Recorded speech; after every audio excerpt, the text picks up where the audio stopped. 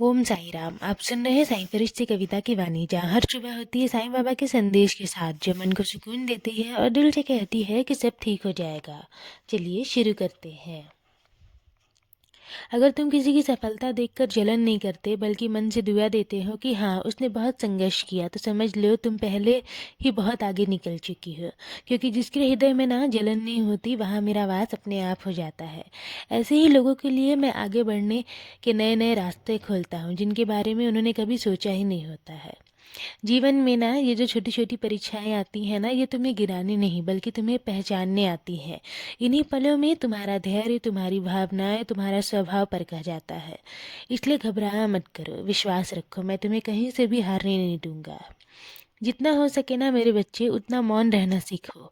हर भावना, हर दर्द सबके सामने प्रकट करना जरूरी नहीं होता।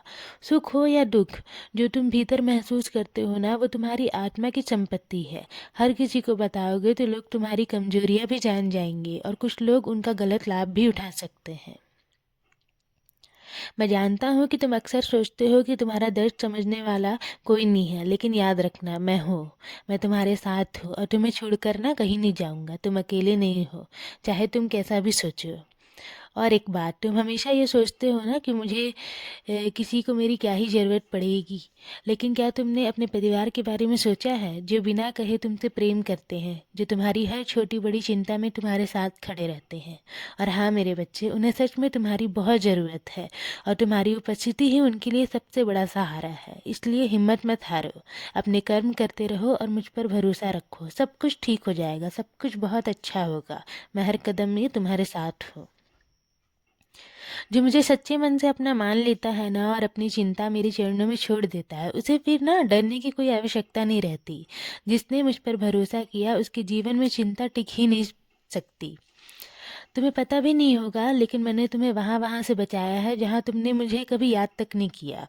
जब तुम थक गए थे, जब तुम्हारा मन टूट रहा था, तब भी मैं तुम्हारे साथ ही खड़ा था। तुम अकेले नहीं थे। इसलिए अब अपने दिल को ना मजबूत रखो, और व्यर्थ की चिंता अपने ऊपर मत उठाओ। मैं हर पल तुम्हारे साथ हूँ, भले मैं तुम्हें दिखाई दूँ या ना दूँ, पर मेरा हाथ हमेशा तुम्हारे सिर पर है।